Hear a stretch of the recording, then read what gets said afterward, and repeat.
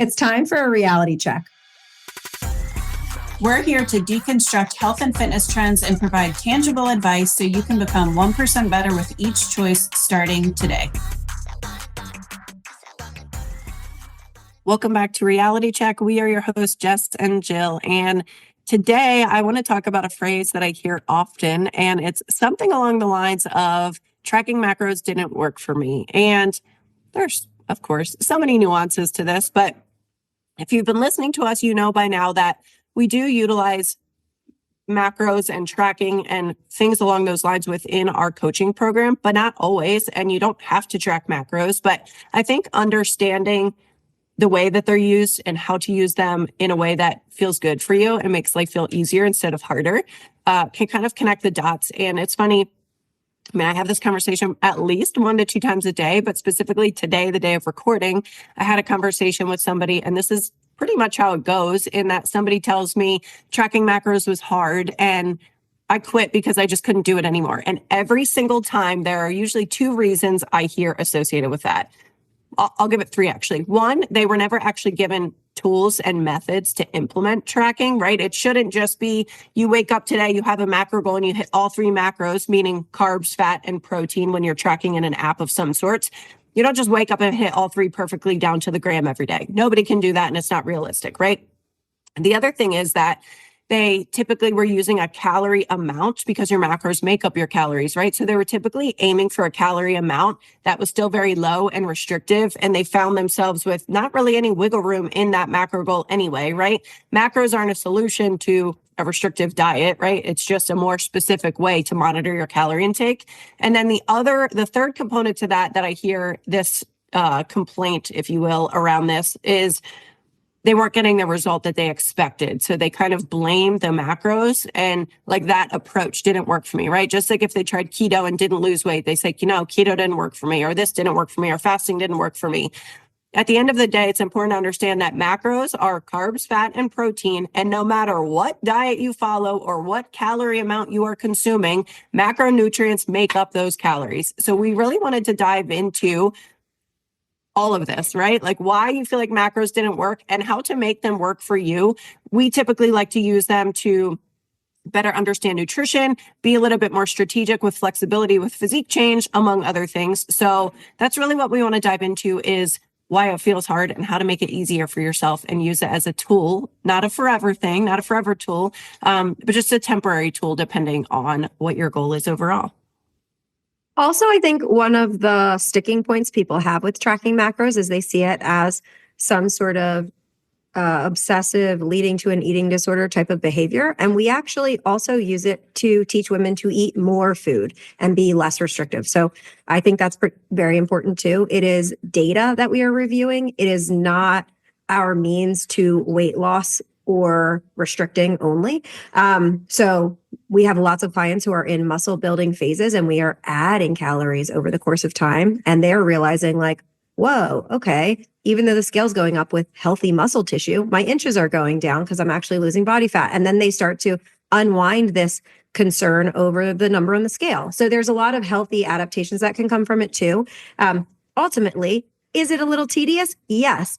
We don't expect everybody to do this for the rest of their lives. It's an educational tool, or it is a tool to get from point A to point B with specific goals. Yeah. So I think, you kind of touched on this too. It is a skill that you have to learn, right? Like when we have clients come in and start our program, I tell them and I set the expectation, hey, you're going to kind of feel in this first, like maybe 1 to 3 weeks, that you're thrown to the wolves a little bit, that you're like, what am I doing here? And I tell everyone that because when we have you start tracking your food, and this is like a little bit off topic, but context is important here for this. When you start tracking your food within our program, we have you track as you normally eat, right? Because I don't want you to just start tracking your food based on a goal, because it doesn't provide as much data for you. But if you track for a week, 7 full days, a Tuesday, a Saturday, whatever, and see what your eating habits look like, you're going to have so much awareness, right? Because so many people are like, I eat healthy, I do this, X, Y, and Z. But when you actually track it, you're like, oh, okay, I only eat around 60 grams of protein a day, or I eat way more on Saturdays than I thought I do, or I can't believe I never eat breakfast, right? So you get awareness around your actual inputs, and then we start to set a goal. But I tell clients that, like, I don't want to give you a speech on the importance of fiber or the importance of protein. If you track your food, how you normally eat for a week, and you're already knocking those goals out of the park, great. We're going to work on a different approach here, right? I'm not going to meet you on chapter 2 if you're on chapter 10. And in the other sense, we are not going to set a goal that's inappropriate. I'm actually going through this process with my own mom right now, where she's starting to add resistance training and protein. And it was one of those moments where she's like, no, I probably eat plenty of protein. She eats very healthy, by the way, in terms of nutrient density and a variety of fruits and vegetables and everything. But when she tracked a few days in a row, she's eating like 65 grams of protein a day. I'm not starting her with a target of 130 grams of protein a day. Maybe we're starting with a goal of 80 or 100 grams. And then when that becomes the norm, then we bump it a little higher. So just because something is optimal scientifically doesn't mean it's optimal behaviorally either, right? It's just like saying, oh yeah, 10,000 steps is the key. Everybody should do it. Okay. But if you're currently at 2,000 steps a day, you're just going to get burnt out and then stop. So instead, why don't we start at 5,000 steps? So the baseline piece is very important there. It's also important from a metabolic adaptation standpoint. So there's all these different calorie calculators that you can use online. You can look up like TDEE, total daily energy expenditure calculators, and they will give you a rough estimate based on a calculation. Hey, what's your age, height, weight? Are you a female, a male, whatever? Okay, realistically, based on your size, you're probably expending, let's say, 1,600 calories a day. For me, like I'm 5 feet tall, it's probably going to say, okay, your maintenance is 1,600 calories-ish. So to be in a deficit, you need to be down to 1,200 calories. Okay, well, I've been lifting weights for a long time and I've been eating a lot of food where I'm able to maintain at a higher amount than I used to be. So realistically, if my baseline shows that I'm maintaining weight at 2,400 calories a day, I do not need to drop to 1,200 calories a day. I could probably drop to 2,000 or 1,900 and see excellent results in a fat loss phase. So it gives us information on what your body is currently adapted to. Mm-hmm. Yeah. And that's one of the reasons I had like written down that I wanted to hit on is if you are not in a healthy metabolic state to begin with, or you're following the wrong, I'm putting in air quotes, macro targets for you and your body and where you're at. What that comes down to, sometimes, not all the time, is that I think people look at macros like the name of a diet, like they do Optavia or like they do keto, right? They think just the act of tracking macros is a diet, but it's just a more specific way to monitor calorie intake. So if you go to where the calories are coming from, right? If we're gaining weight and we're eating enough protein, that weight is going to go towards muscle tissue if we're doing the right things in the gym. If we aren't eating enough protein at the same caloric amount, that those extra calories might go towards fat tissue, right? So it's giving us the specific intake. It's not a diet in itself. Right. So exactly. So it's not an end all be all. You can track macros and eat 5,000 calories, or you could track macros and eat 1,000 calories, right? Those two things are going to yield very different results. So I think knowing that it's a way to, like Jeff said, just you're manipulating your calories in a more specific and more granular way. And then I think the other thing that makes macros feel tedious is that you're just like winging it. There's no structure. There's no plan. We call it macro Tetris, right? Where you get to the end of the day and you're like, shoot, I have 40 grams of protein and 60 grams of carbs and 2 fats left. Like, what do I do? You call it a wash and you move on and you plan better the next day, right? So there are a lot of tools that you can implement, which we'll go into, that kind of tie into just taking the time to learn a new skill, right? And it could take 2 weeks, maybe 3 to like really start to feel like comfortable and in a groove with tracking is what I typically see among clients. But having some type of plan and structure and parameters to follow that aren't super perfect specific, especially when you're first starting, right? Like we might have a client just track their protein goal initially, or just track their calorie goal first, just to get a baseline. And then we get a little bit more specific as we go and as they start to master that skill. But if you just wake up tomorrow and go on a calculator and it tells you to eat 1,200 calories to lose 2 pounds a week, and then you try to track all 3 macros perfectly, I can't even imagine starting at that point with learning that skill. You're making it really That's what I did. I mean, that's what I did back in the day when I first learned about doing this. And I got really, really lean because I was barely eating, but it was so dysfunctional and I had to restrict so severely. Like there was not fun food. It was just strictly, oh, I have this goal and it's not healthy. And you don't have to do that to yield healthy physique results. And it's like any skill, right? You don't just wake up one day and ride a bike perfectly. You have to practice, and it sucks sometimes, and it's annoying and it's frustrating. And then all of a sudden one day you're like, oh, I can't believe I struggled with this, right? So it is a skill that you have to learn. Like it is a life skill. So it shouldn't just happen instantly. And again, this episode is like, okay, tracking macros are hard. We're also going to go over some tangible tools that we use with our clients to make it simpler on you. You don't have to be perfect all the time. Like Jill said, we don't have to track all three right off the bat. Almost all of my clients, I start with just proteins and calories. And it's like hit or exceed your proteins. And then we can be flexible with your carbs and fats and your body's going to do well. Now, down the road, if you're getting all fats from processed foods, now we're maybe having a conversation about adding fibers and adding healthy fats and adding whole foods, right? So the conversation then changes over time. But from a basic level, you can get a lot of results just tracking and nailing proteins and calories. I'll add fiber in for health, but for physique, proteins and calories can really get you pretty far. Yeah, absolutely. So the way that we utilize macros in our program and the benefits of tracking macros when done, I have correctly written down, but I think the better word is like effectively when you're doing it in an effective way. It really can provide such a solid foundation in nutrition in terms of like learning the makeup of food. Like there's always something going around on social media that like protein isn't, or peanut butter isn't a protein source, right? And it is eye-opening to see like salmon is a more fatty protein source, right? Whereas chicken is a leaner protein source. So when you're trying to fill your macros, if you tend to fall short on fats, maybe salmon's a great option, but vice versa if that's not the case. So you start to learn the makeup. And then I think too, like I've definitely had clients say like, oh my gosh, I didn't know how many calories this thing had, or avocado is healthy, but I didn't realize it's so many calories in one avocado because they are nutrient dense, but they're very high fat, right? So it's a high calorie content for that food.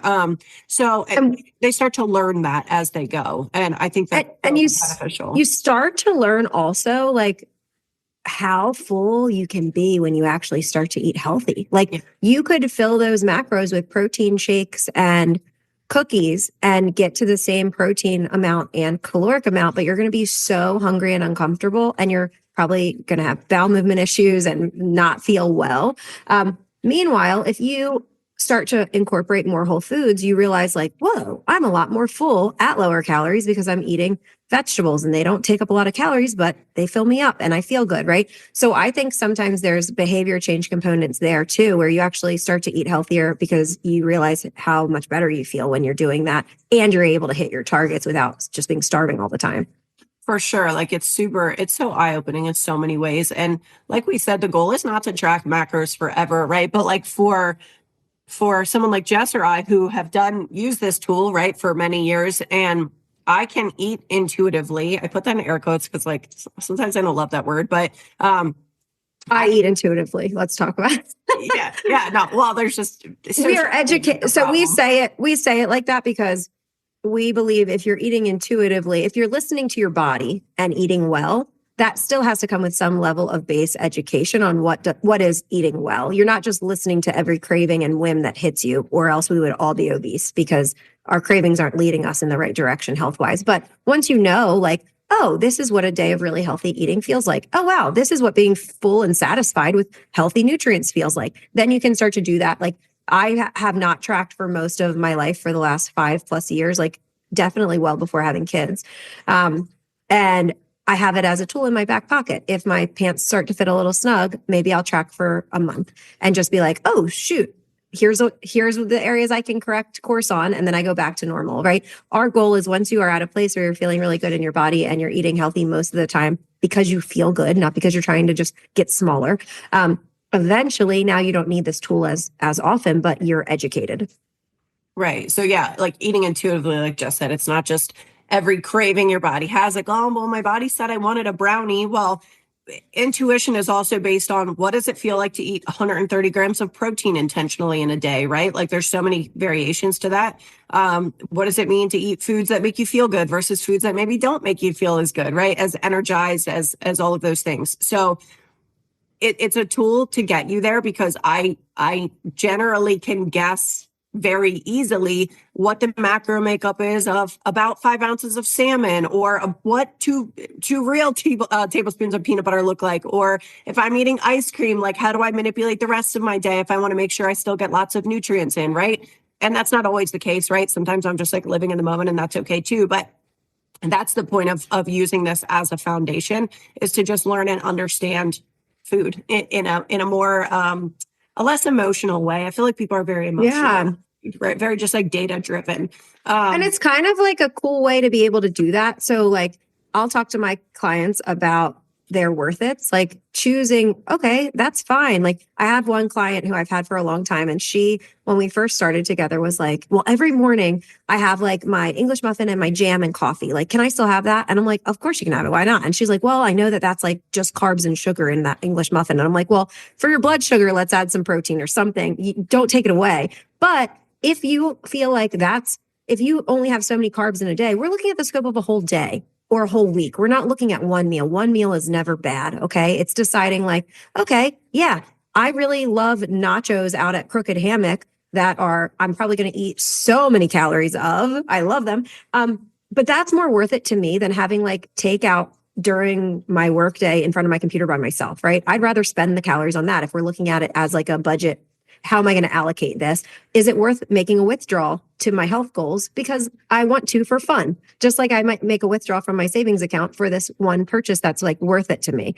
So it's just more about like mindfulness and conscious decisions so that you're owning your choices, whether fueling and health, like whether it's a nutrient dense choice or not, you're owning the decision and you feel good about it. Yeah, absolutely. And then we kind of touched on this, but it delivers measurable data for you. So like when we are in a season of physique change with clients, we want everyone to get to that point that they can just like live life, be present, understand how to fuel their body, and just maintain and feel good and all of the things. But we have to be a little bit more specific when we want physique change, because nobody's coming to me and saying, I want to lose 30 pounds, but I don't care how long it takes, right? They're like, I want to lose 30 pounds yesterday. So we have to have measurable data to go off of and collect and manipulate to get the end result that we want. And then we kind of wean off of implementing all of those more specific tools that we're using to get to that goal.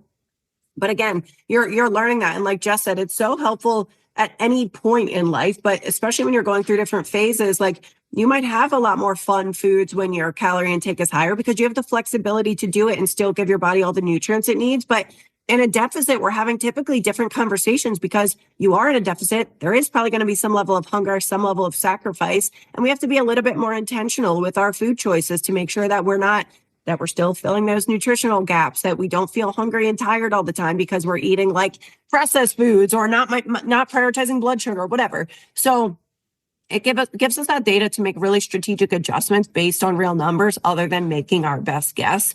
Because as a coach, again, you're coming to me and you're paying for a service and you're like, I want the result as fast as possible, right? So that's our job, is to use that. But the macros allow us to have that data, but also still give you some flexibility in your day and your diet and your life, where it's not, you can only eat this foods. And like Jess said, a muffin is bad or ice cream is bad. It's like, sometimes you can fit it into your day, and that's okay too, when you're trying to be more dialed in with your goal. And I know this isn't specific to the topic of macro tracking didn't work for me or macro tracking is hard, but some of the value here is the flexibility you can gain because we are tracking strategically during our muscle building or our reverse phases with our clients. We're able to get them up to be adapted to a caloric amount that previously they weren't adapted to. So when they go on vacation, they're like, do I need to track every day? And I'm like, no, you're on vacation. Your body's adapted now to 2,300 calories a day. Go live your life, because it's not going to impact you like it was back when you were restricting and you were at 1,400 calories a day. You go away on vacation and you gain weight like that. Your body is thriving. We're chilling at these high calorie amounts. Cool. Go have a fun vacation, come back. And they come back and they're like, this is nuts. I've never lost weight on vacation before. So it can be really fun in that way also. I just want to share that as a coach, that we intentionally incorporate times that are like, it's your birthday weekend that you've been looking forward to and you're going to New York City. Like, do whatever you want. This is like, this doesn't need to be an obsessive thing. Cause I think sometimes bodybuilding competitors, they've turned it into this unhealthy thing in the way that they portray it, as if you have to track every gram of food for the rest of your life. You do not. We are strategic with it to get specific results in an appropriate way. Yeah, absolutely. And that's the point, right? We get the flexibility. We have all the data, right? We get this foundation with the nutrition. We collect all this data. We get the result that we want. And then we shift to, while always having flexibility in your diet, and then we shift to just living life. We understand food composition and we maintain our results, and we fuel our bodies because we want to be healthy and strong and feel good. And you don't have to track at that point. But the cool thing is that if you master that tool at any point, you got to check in with yourself. I do that every couple of months, years, whatever. And I go in, I'm like, let me log a day and just see where I'm landing. Right. Because I think it's always easy to like fall a little bit short on, I have to be super intentional with protein. I have to be super intentional with carbs because I like sauces and fattier things, right? Which I think a lot of people do. So I check in with myself, like, where am I actually landing? And then I know, okay, I need to probably add in one extra meal with 20 grams of protein, or I need to have a little bit more carbs with my breakfast. Or I need to reel it in and not order out as a couple times a week, right? Yes. Like maybe if I just cook at home, immediately now I'm back into healthier ranges. Yeah, pants are snug and you're like, let me track 2 or 3 days. And you're like, yeah, I know why my pants are snug, right? You understand nutrition, what your body needs. Now, if you're working with a coach, we also think it's really, really important to have those times at maintenance or higher calories to learn the whens and whys behind increasing or decreasing your macro goals. So macro goals are not a one size fits all thing. You don't look up a calculator on the internet and just stick to it and it works forever. Our body adapts. So let's say you're like, oh, it's not working for me. Well, your body's that's probably now your maintenance based on whatever your eating history is. So if you want to gain muscle, add some. If you want to lose body fat, you take some calories away.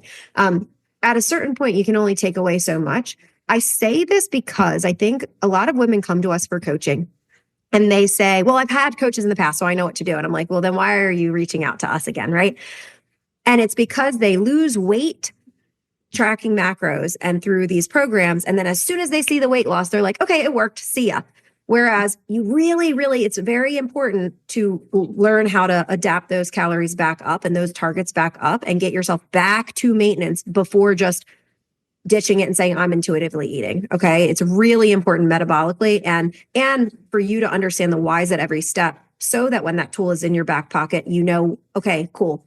I like just did this with me for 2 years. At this point, I see the changes that are happening, time to increase or time to decrease or whatever. That's all. I just think that that's important because there's so many like online resources that do not give full context.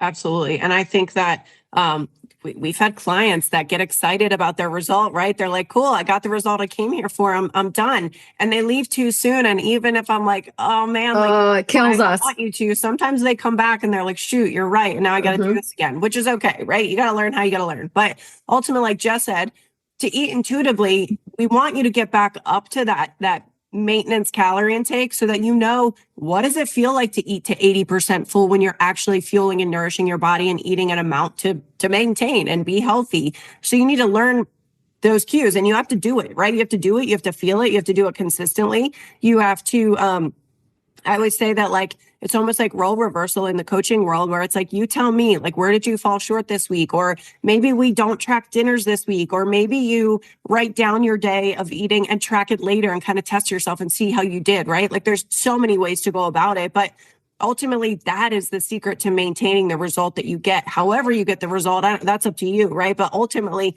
that's how we ensure that you maintain. And I mean, whole other episode, but like you have to know it's beyond the scale, right? In terms of like getting your calories back to a healthy place and all of those things. But that's really where the magic happens and why macros should just be a temporary tool and not a forever tool. So yeah, they're annoying. And sometimes clients get a little burnout. We take a break in different phases and things with tracking if they're like crazier season of life and it just doesn't make sense. So I think that's important to check in with yourself too. But are you trying to track macros when like your life is absolute chaos? So if that's the case, it could be that it's not a season of life for you to track, which means maybe it's not a season of life for you to prioritize physique change, or using macros effectively and planning ahead and prepping can actually make your life 10 times easier when life is crazy, right? So it could be on either side of the fence and there's no right or wrong answer. It's just you can't say life is too busy to track my macros. I don't know what my calorie intake is, but I want to lose 30 pounds yesterday. Well, those two things. Pick a lane. Yeah. Yeah. You don't have to track macros to lose weight, but you have to monitor something, right? Data wise. So Right. it's just deciding that. But I have clients that work 60 hours a week and are in surgeries and travel for work.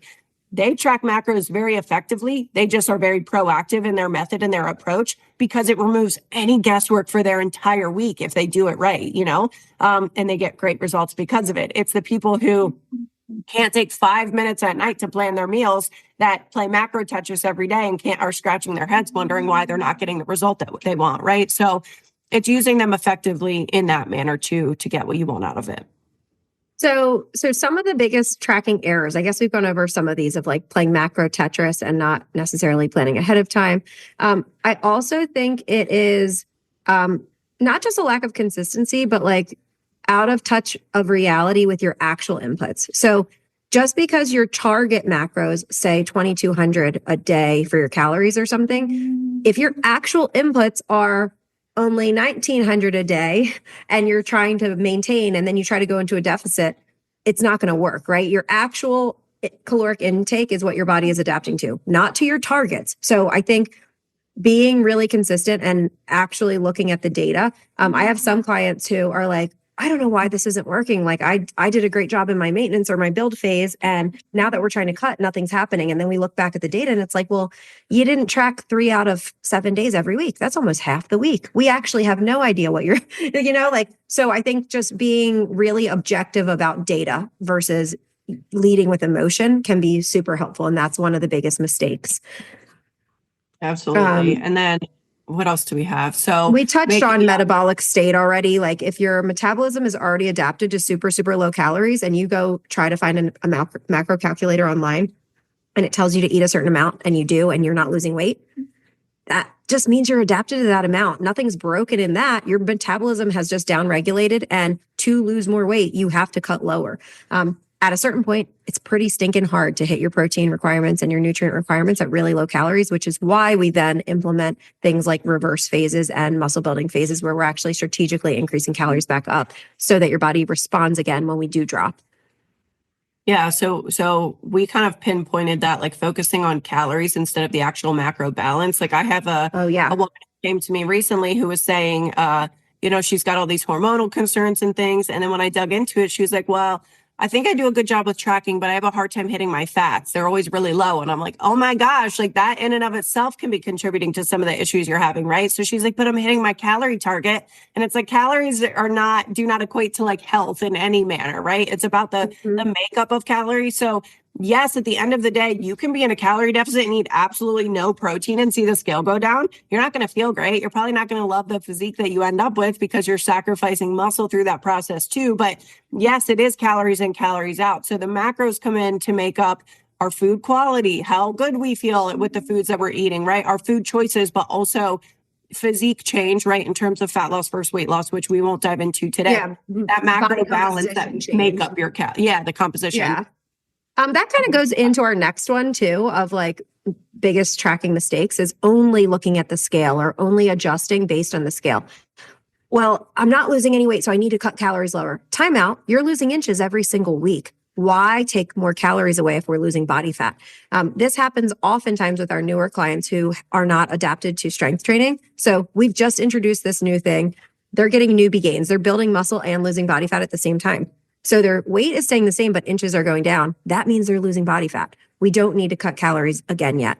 So we're looking at a full scope of symptoms and like how their body's responding and like all of these things before making any adjustments. And we're looking at consistency, right? Our scale fluctuates from if I had too much sodium last night with dinner, if it's the week before my cycle, if I trained leg days really hard the last 2 days and my body's more like I'm retaining water in my muscles because of my workouts. All of those things could cause scale fluctuation. So we are looking at a lot of data, not just the scale, to say, okay, are we moving in the right track? Yeah, we still are. Even though the scale didn't change or even though the scale went up, it still looks like you're losing body fat. Don't change a thing. Yeah, absolutely. So at the end of the day, moral of the story is that your metabolism adapts to whatever it's given. So if tracking macros for some reason isn't yielding the result that you want, it's usually because you're strategy approach isn't aligning with what your body needs, whether that's losing fat, filling nutrient gaps, whatever the case is, whatever your goal is, right? So when do you actually track macros? Like when is that, when are you at a place to implement tracking macros as a tool? And when might it be a time to not or stop tracking macros? So it's beneficial if you kind of want to audit yourself and your intake, like we talked about. It's beneficial if there's a need for some structure in your diet, maybe some more accountability, right? And accountability doesn't have to be in the form of the coach. Accountability can be in the form of the diary in your face after a day of tracking and you being like, holy cow, I eat so many processed foods, or I don't eat any protein, whatever. So accountability or awareness. I swear people change their choices just knowing they have to write it down because they're like, Yes. I don't want to have to look myself in the face. It's not even having a coach. I don't want to look at the fact that I just ate a whole sleeve of Thin Mints Girl Scout cookies. I guess I'll just have two. Like just writing it down in itself, whether you're tracking on an app or not, start journaling your food and I guarantee your food quality is going to start to improve. Yeah. And also with that, like I feel like we get into the thought process of like, if I didn't track it, it didn't happen. And it's like, it's still happening. No, you still ate it. Yeah. It's still happening. And whether you track it or not, you still made that choice. But actually committing to tracking it for yourself, not even for a coach, can be super extra accountability and eye-opening. And education. Yeah. Yeah. So when to track is if you have body composition goals. Period. That's so important. And it is, again, it's all the macros, specifically protein. It's not just calorie counting, like Weight Watchers used to do. And there's a lot of programs out there that just have you severely cut calories without this protein component. Then you are not just losing body fat, you're probably also losing muscle mass, which slows down your metabolism. Anytime you diet, it slows down your metabolism. We can speed it back up. But every time you lose more muscle mass, that is problematic. It's going to make future weight loss and sustaining the results harder. Absolutely. So if maybe we're in a place to not track macros, so if it really is creating like unnecessary stress or obsession around food, again, Jess touched on this, that I genuinely think this can help a lot of people undo habits when coached appropriately, because I do think some coaches teach an obsessive, unhealthy thing, and they're only looking at the scale. Like, so again, when taught correctly, continue. Yes, when they're implemented correctly. But there, like Jess said, there are coaches who are setting very generic, low, restrictive, I don't know what I'm doing type of calorie goals. So of course that can create some obsession around food, especially if you're just living in a calorie deficit. So sometimes there is a moment where you just take a break and kind of regroup from it. If it's being used as a justification for under eating, I mean, I think that's pretty self-explanatory in terms of like diet. Very common. Very common. And then if there's already a strong understanding of nutrition and the goal is to just wean off of macros and live your life a little bit and not track every gram of food, because you shouldn't realistically have to do that forever to maintain. So they should ultimately provide clarity and structure, not more stress. So look at the method, the approach, the calorie amount, and see, is there something I could change? Is there something I'm obsessing over that maybe I shouldn't be or don't need to be? And you're really looking at trends over time and how your body responds to the inputs, right? In the form of food, macros, calories that you're giving it, more than just hitting these exact perfect numbers every single day. Yep. And then we have like the right way to use macro tracking for long-term success. So here's how we tend to implement it for fat loss and for metabolic health and for muscle building, not only to lose weight or get smaller. So step one, set realistic targets. So again, don't use a generic calculator. Instead, track what you've been eating for a few weeks in a row. Take your weight and take your inches. And if everything's kind of chilling and staying the same, that's what your body's adapted to right now. Now you can increase or decrease from there. Plan your meals in advance. Try not to do the whole macro Tetris thing. For me, this does not mean it. For every client, we try to find or suggest tools that work for them because everybody's different. For me, that looks like, okay, if I'm in a season of tracking, maybe I'm just tracking my proteins and fibers in advance. And then whatever calories are left over, I'm going to fill in throughout the day because carbs and fats are easy to come across, right? It doesn't have to be perfect, but nail your proteins, hit or exceed your protein goal first. If you are not tracking, aim to increase your protein and your colorful foods, right? And you will be better off and healthier from a physique standpoint and a health standpoint. But basically, the more you can plan your meals in advance, not only the more likely you are to hit your targets, the easier the process becomes, the less stressful it becomes because you already know what you're going to have. Also, you're making less emotional decisions. Like if I've tracked and I say, okay, I'm having a couple scrambled eggs, added egg whites, and this and that in the morning, and I come downstairs and I see that Brett has Pop-Tarts on the counter, I'm like, oh, I'm having eggs today because I already wrote it down. So I feel like there's also this psychological component to it of having a game plan helps you stick to your game plan versus winging it when something's right in front of your face.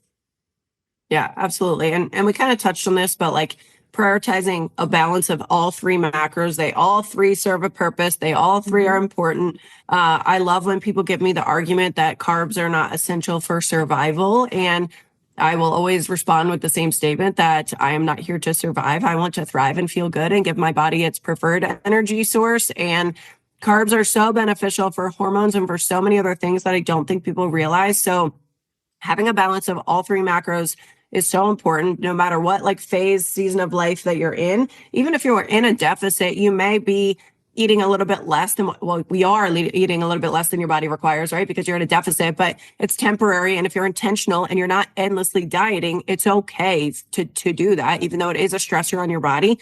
That's why it's important to be intentional with deficits and have a start date and an end date and get back out and get to maintenance and live your life. So prioritizing all three macros versus just calories is super important. And if you're eating whole foods, you're more likely to stay full at those lower amounts. Like things like potato. If you eat a whole potato and you eat different green veggies and stuff, those are carbs too, guys. Like I think a lot of times people think carbs and they just think like potato chips and bread. Like there's tons of whole, very nutrient dense foods that are also carbs. Yeah, absolutely. And then Jess already touched on this, but tracking progress beyond the scale with macros. So yes, look at pictures and measurements, but also look at your sleep and your energy and your cycle and your digestion and your hunger cues. And, you know, if you're eating whatever a calorie amount, it doesn't even matter, and you're starving all the time, look at your food quality, look at your fiber intake. Is there something you can be more intentional about? And it doesn't mean you have to overhaul your whole life tomorrow. It's like, what's one thing I can change tomorrow? Can I eat more fats at breakfast? Can I eat 2 more colors today? Right? Whatever it is, but you can use macros and responsibly, right? And still make intentional food choices. And then I think moral of the story is using macros as a tool, not a rule. It's not gospel. It's not a lifeline forever. It's just use it as a tool in your toolbox to learn how to fuel your body, eat a balance of all three macros, and learning ultimately not to depend on tracking forever. Anything else? Beautiful. Nope. I think that's it, guys. So hopefully that was helpful. Hopefully that is eye-opening for anyone that feels like maybe tracking macros felt tedious or hard or confusing.